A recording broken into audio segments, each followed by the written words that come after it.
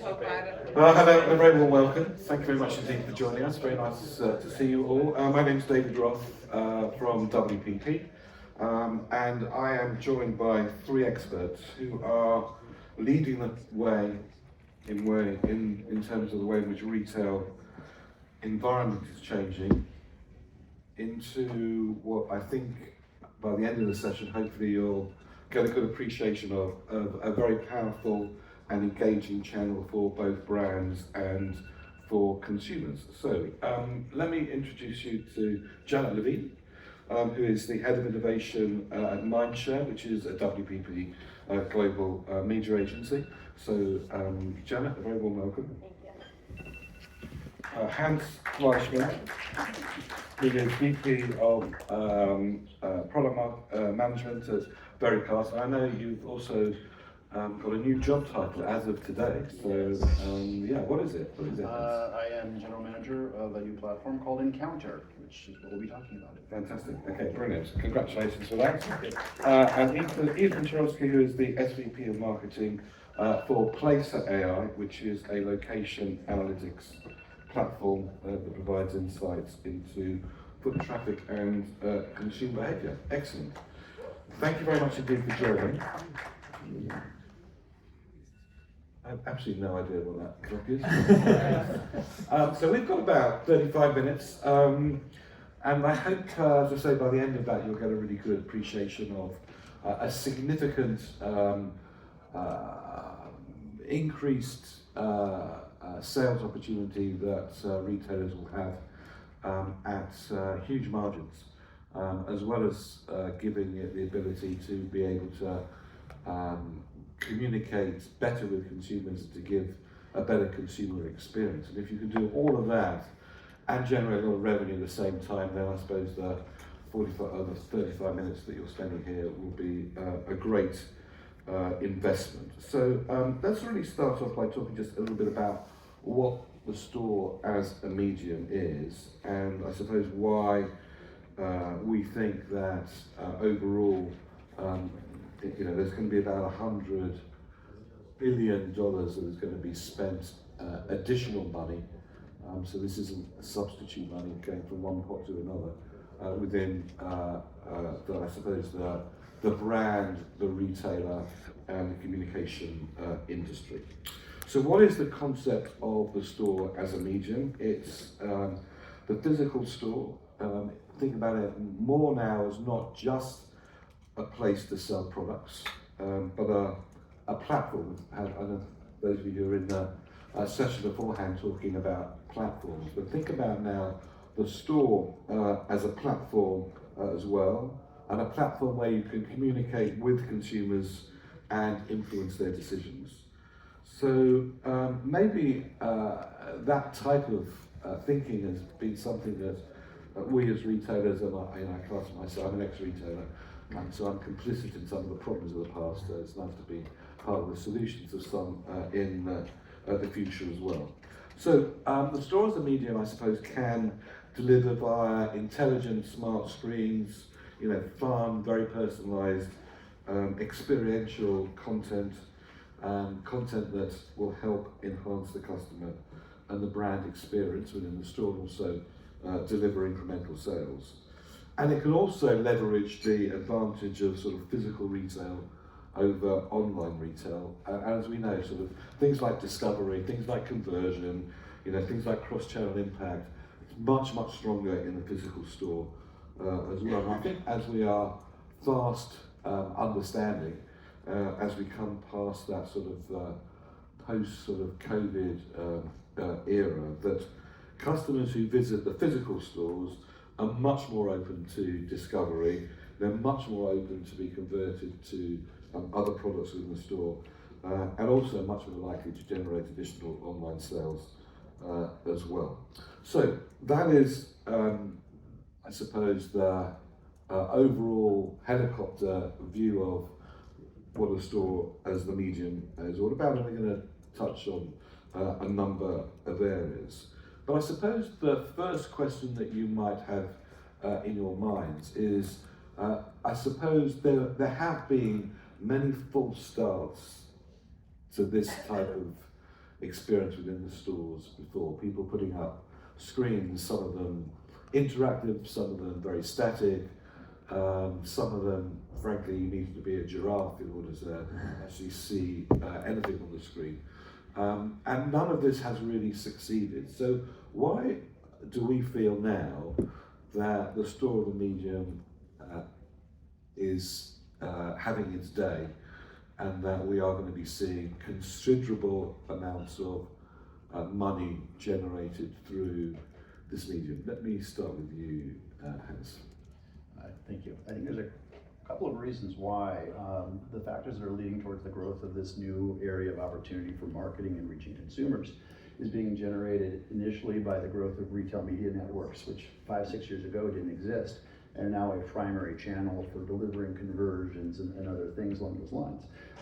The growth and education, though, of the retailers as they built out these networks, as they began to look at their customers in a different light, they begin to understand that when you have a customer, there is intrinsic data that is captured as a result of that transaction that goes beyond just the actual commerce part of it. And there's a kind of some simple truths to retail, which is that for every retailer, up to including someone like Walmart, they see significantly more foot traffic than they do digital traffic. Further, most transactions are still conducted in the real world. For general retail, it's about 80% of transactions happen in the real world. For grocery and C-store, convenience store, it's actually 88% are performed in the real world. So if you have more people physically in your store floor and they're conducting more business on your store floors, then you're missing an opportunity to capture that revenue and the ability to deliver messaging to those consumers, most importantly, influencing them. You know, as individual stores, we look at the e-commerce development and how everyone will use Amazon. That's their favorite store. That's where they go buy their stuff. Well, could we create that same opportunity with a Tesco or with a Carrefour? Absolutely. And using that data to deliver that messaging, providing a more personalized customer experience, giving marketing messages for products that I'm actually interested in or based on data I would be interested in buying. That's really the opportunity, and I think that's why now is the time. I mean, I think there was this massive eureka moment, and I agree with Hans. I think a lot of it was the pandemic. And we think what the mindset was in retail, you know, in 2019, not so long ago, the dominant narrative was the retail apocalypse. It was retail stores are going away. And then the perfect created in a lab thing that should have destroyed physical retail led to its renaissance. And we were forced to take a step back and ask, why? And it's like, well, people actually like the discovery experience in a store and they want to shop in that format. And there's a different mindset when they shop in that format. The visit duration is much longer than a visit online. The experience, the touch and feel, you know, it's silly, but when you walk through the cereal aisle, even if you went to get a specific brand, you're like, well, wait a second, there's a new Captain Crunch, maybe I'll try it. There's a different type of... You clearly have a very sad life. I mean, sad would be relative. I think it's super exciting. And then you think about how the proximity to the point of sale, there's something very exciting happening in stores, and I think it required something like the pandemic for us to appreciate that, wow, stores, not only are they valuable, they're undervalued. Significantly. Janet, is there sort of more of a requirement now for you as a media strategist to want to communicate to the consumer as they're in the store, when they're, you know, their hands going up to, you know, go right or left for one product versus another product? Is there much more of a requirement now to be there at that moment? Yeah, absolutely. The strategy is changing when it comes to media and advertising. We used to, you know, a few years ago, point everything that we were doing with our paid owned and earned to the store. We're trying to get people into the store. But now there's a shift. We have to change direction. We need to start with commerce and retail at the start of our journey, but that also means looking at every single part of the ecosystem, which is the store. And the store has so much opportunity for brand building. We can make it very exciting. We can reinvent what happens there so that it is more of an experience, so that, you know, we use media formats that are within the store to help make the greatest connection. So yeah, I would say it's imperative today for us to reach our consumers in the store, not just trying to drive them to the store. And when you're considering, you know, where brand X is going to spend its money, in the sense, you know, you are the person who makes that decision. To what extent now, and you know, I suppose into the future, when you look at where the store media is going to go, does that, to your point just now about the store being the beginning of the media journey as opposed to the end of the media journey, start to demand a place on the advertising schedule at the very base of the schedule, as opposed to, well, if there's any money left over, we'll do an experiment and we'll put it into the store? I think when we siphon off dollars, it's a problem, because then retail shopper, it just becomes an afterthought or it becomes disconnected. We need to have a strategy. We always know what outcome we're going after. It's probably a sale, or if it's not about sales, it's, you know, about meaningful difference. But as it relates back to retail, like, we have to craft and design a program that leverages a full ecosystem to reach our consumer and to take some type of action.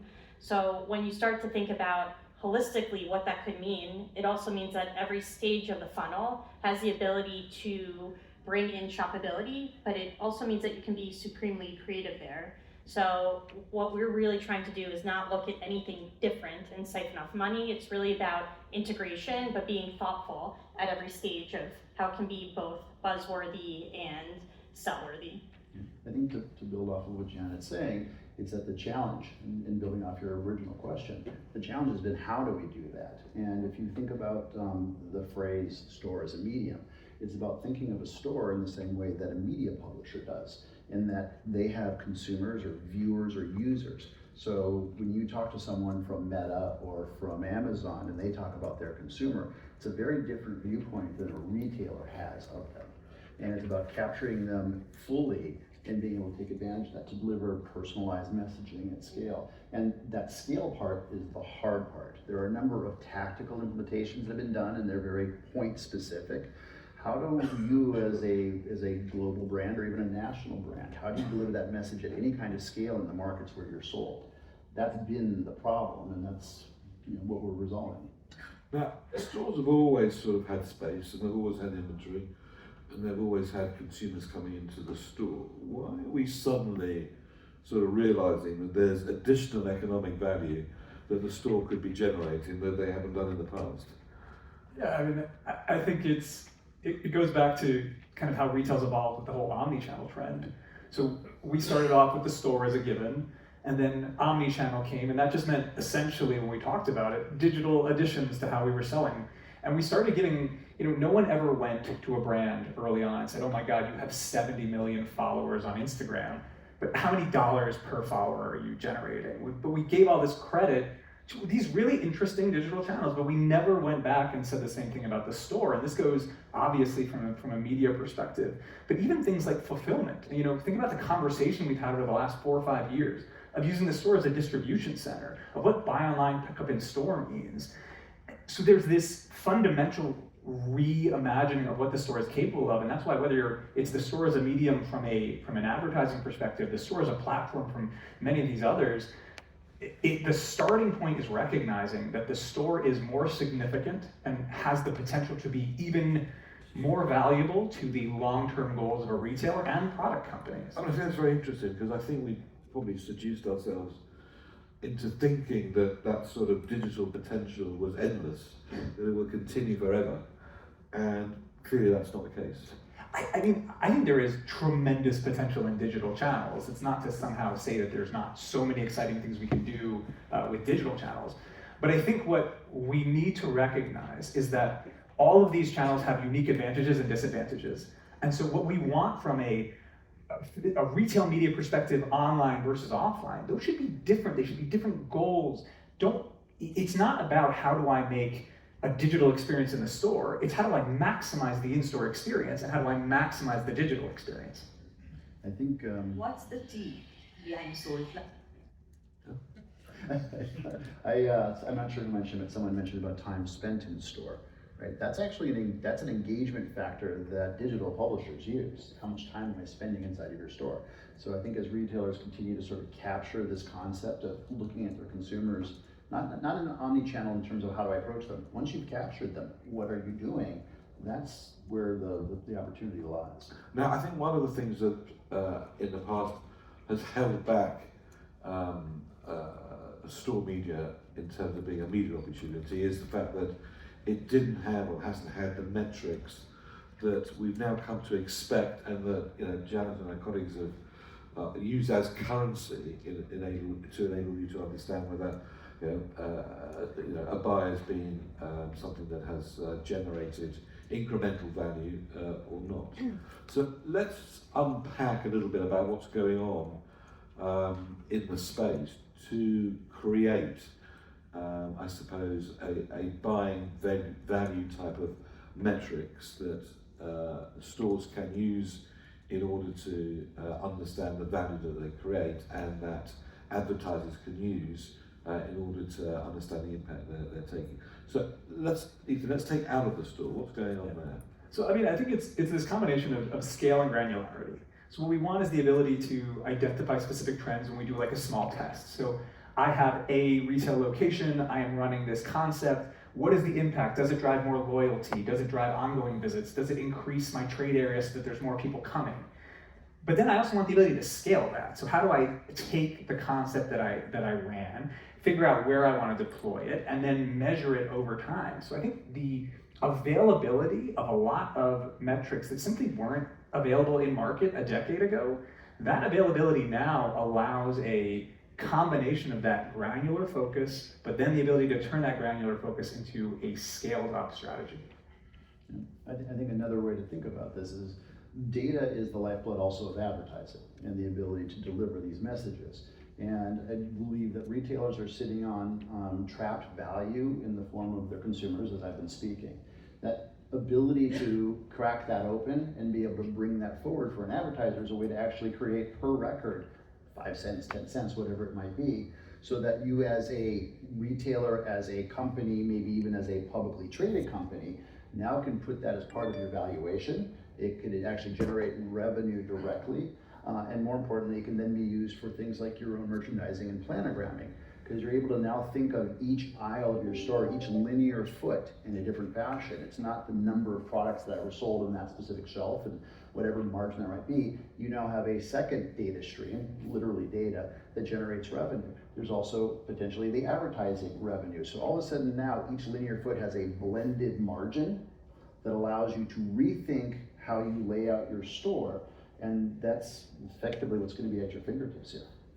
Now, what are you doing at Placer in order to help both the retailers and the advertisers understand who is it that's near the store, around the store, by the store, in the store? Yeah, so I mean, to come clean, we had no idea that retail media was a thing. We were primarily used for real estate decisions, for kind of category management decisions for product companies. And it was actually advertisers that came to us and said, hey, you have an impressions metric. And we had some of our early retail customers were using us to kind of demonstrate the value of their reach and their reach across these areas. I think what we're uncovering, and even in conversations just with really smart people like Janet and David and Hans, is there's all these other ways of thinking about how people move and the way I want to categorize my audiences. And a silly example, but one that we think is, shows the potential is, imagine I am a protein bar company and I'm orienting myself towards, it's a cheaper product, right? Is the best way for me to figure out my demographic mix, is it 18 to 25-year-old men, or is that silly? Is it a better way of thinking about it is people who cross-visit with Planet Fitness, which is a cheaper version of a gym, right? So that's someone who is oriented towards fitness, but also wants to do it at value. And then to think about where I want to be from that perspective. So I think what we're identifying is that there are new and advanced ways to think about who the ideal audience is, identify where they are, and then bring that message through retail media.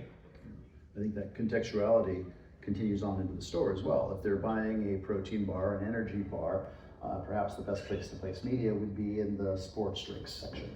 right? So as you think about the contextualization of how we consume and what products we want to consume, where do we place media now can have multiple signals to determine that, and it doesn't have to be cookie based at all. It can be completely privacy safe.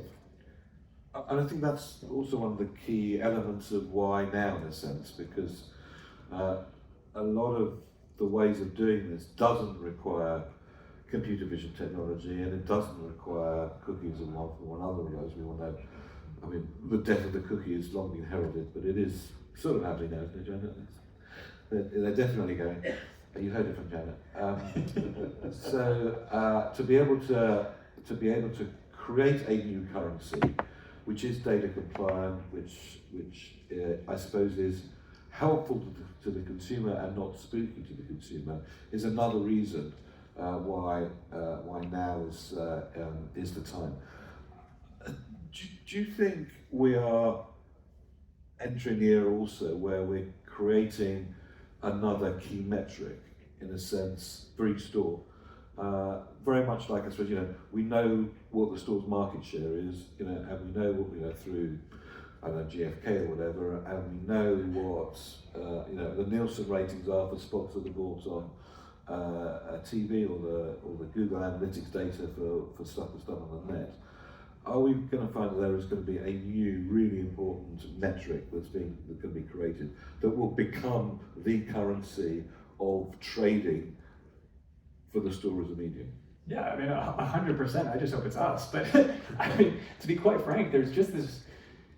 You think about what's happening in these locations, and CEO of Everlane, which is a direct-to-consumer brand, said that the worst kept secret in direct-to-consumer is that it's not profitable at scale. And when they opened up stores, we analyzed one of their stores over a 6-month period, and they had 650,000 visits that were over 10 minutes in length. Think about the impact that they made, and what did that mean to their online presence afterwards? And it's this fundamental recognition that you can walk into a store, have an incredible experience, and then ultimately when you buy online later, we're never crediting the store for that experience in the way that it should be. And we were half jokingly talking about this before, but think about the M&M store. They don't need to sell a single bag of peanut M&Ms. You can tell that I'm really snack oriented at this stage of the day, but it still has the impact. You walk in, you see the characters, you're engaging, you have a relationship that's being developed. And I think it's so exciting. And Janet mentioned this before when she was talking about creativity. There's so many opportunities to think differently about what we can do with those spaces and the type of experiences and engagements we can create that will drive really long-term value for product companies, for the retailers, and excitingly for non-endemic advertising that we're already seeing take place through these channels. Hans, can you explain a little bit about what's happening inside the stores? We're talking a little bit about outside and the metrics we're going to have about who's in the vicinity inside of the store. Inside of the store, what's happening in terms of the real estate that's being created? Cooler cabinets and stuff at the deli counters and on the shelf edge that then creates the sort of the media catalogue of things that can be used and switched on. Absolutely. Part of the challenge is that these systems exist. In fact, on the floor here, you can see a booth that actually has similar screens. The challenge is that each one of them is just a small piece of it. And you can go into any retailer, and over time, they've put in dozens of those systems. None of them talk to each other, which makes it very challenging for any marketer to come in at scale to try and reach these consumers. The hard work is, how do you tie this together into a common network in the same way that we try to reach everyone's phones or computers or televisions in a cohesive networked fashion. The heavy lifting that's happening right now is trying to pull these together so that you can actually reach each screen. The second part of that, though, is that how do you create a common content management system so that there are opportunities for creative marketers like Janet to take advantage of this content management system with these network screens that cross retailers. An example, if I'm Black & Decker and I'm trying to sell cordless drills, I want to sell as much at Lowe's or Home Depot. It doesn't really matter. I can go to either one of them. I want to sell cordless drills. And the challenge that Janet's been facing is that it's different when she goes to one store versus another store. So the key problem that we've been solving is exactly that. Second part of it though is that as we drive more revenue in the form of marketing dollars into these environments, it encourages retailers to actually have a greater density of screens, because now each screen becomes a revenue generation point. Each one of these screens, as they generate revenue, encourages the retailer to like, well, hold on a second, there's not just an ROI on these, now or a full-on revenue stream. Can I go from 20 to 40 to 60 to even 80? And when you look at an average grocery store could probably support 200 screens and it still wouldn't feel dense. It would still feel pretty light, just because of the size, the scale. And the key is the size of the screen. You're not putting 80-inch screens in, you're talking about smaller panels the size of an iPad or something along those lines that are more discreet, they're more tactically placed. So. Now, Jenna, when you look at the sort of inventory, if you could call it inventory, picture that Hans has talked about, does that start to give you a different mindset in terms of the role of communicating in the store? Because in a sense, if you can activate all of those 200 screens all at once with a single message or whatever, it's a very different proposition than just buying, you know, I don't know, the Coke aisle or the Pepsi aisle.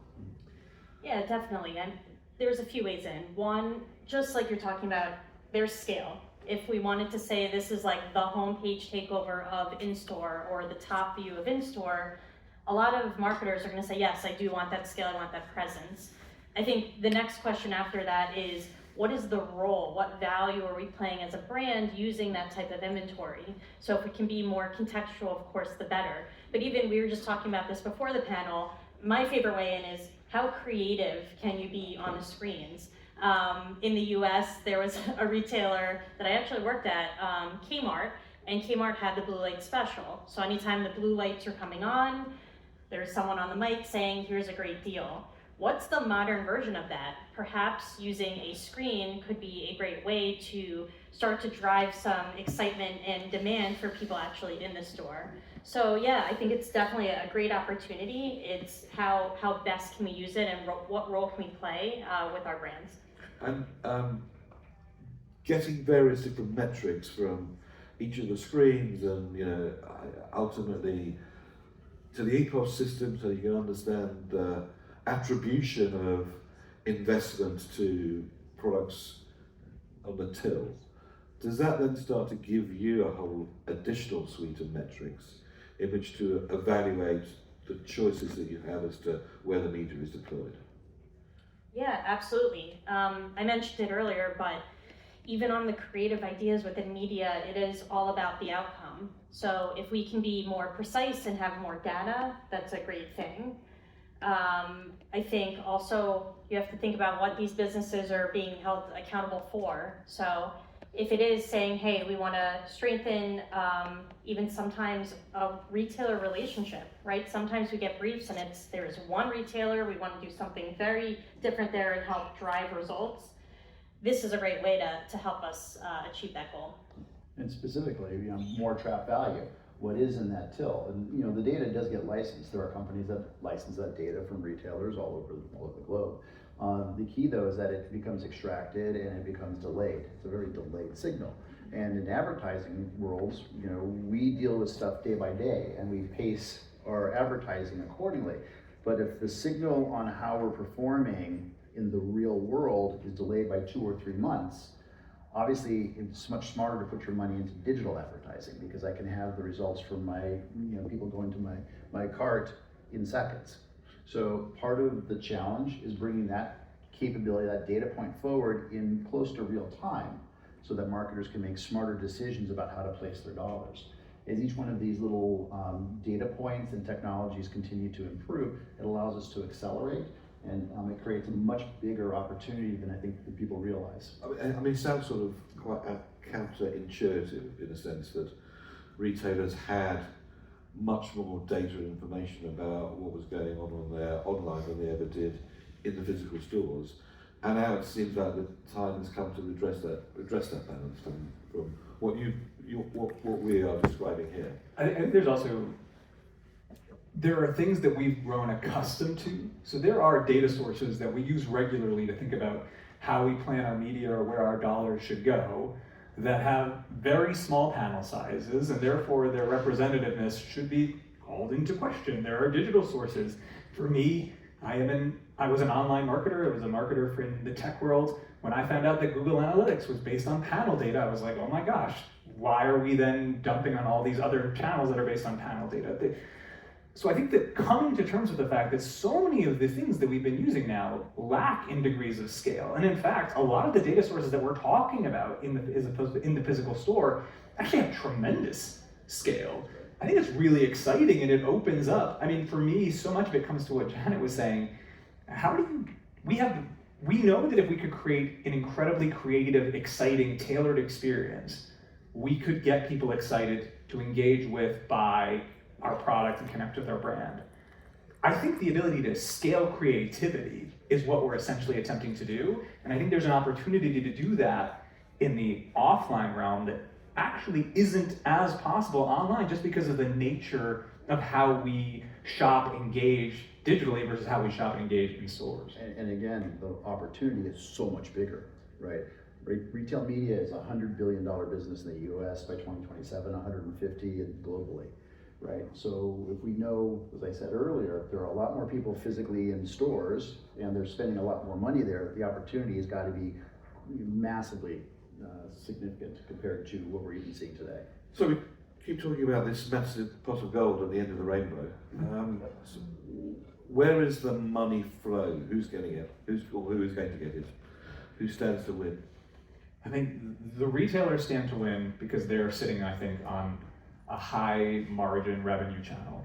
I think product companies stand to win because there's an ability to maximize the work that they're already doing, especially when you think about how many category management, shopper insights professionals there are who are thinking in such a sophisticated manner about how to bring the right product to the right locations. And now you can align messaging with that process, so they stand to gain. And then the channels in between, the people who have the screens, I think there's a massive opportunity to create a growing pie so that all of the players involved are getting to win. And ultimately, that's going to be centered around, do we make sure the consumer wins? Do we make the experience interesting and positive? Do we make it, to use very fancy language, not annoying, right? If we can do that, we're going to create something very powerful.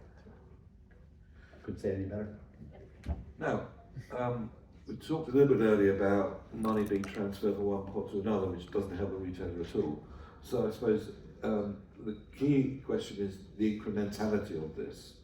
And I suppose one then has to look at media budgets and whatever to say, well, actually, if this isn't going to be switched from trade terms, from one type of trade term to another type of trade terms, look at the brand budgets that the brands have.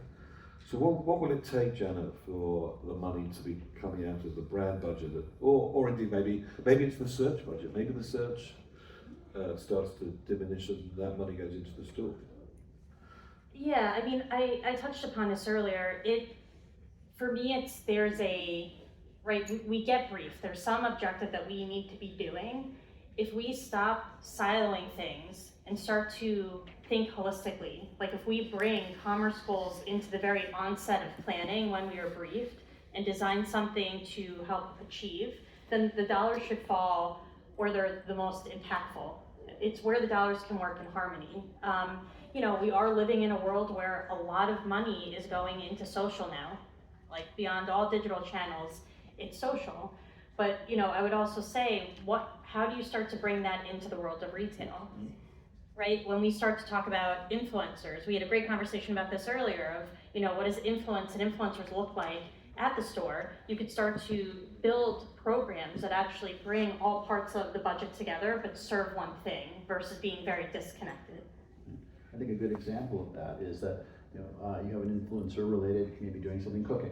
Yep. Right?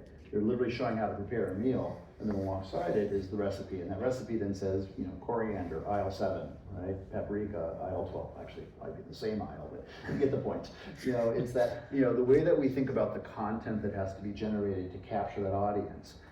Really, once again, a store itself has this captured audience, and you've spent billions of dollars trying to build your customer base. And you have other opportunities to develop revenue on them beyond just selling them product. And giving them the right message, the blue light special example, creating those opportunities, making it experiential, because we've all been trapped in our house for 3 years. That's really where it gets exciting. Maybe said differently, I think dollars will move from anything that is passive to anything that is active. Yeah.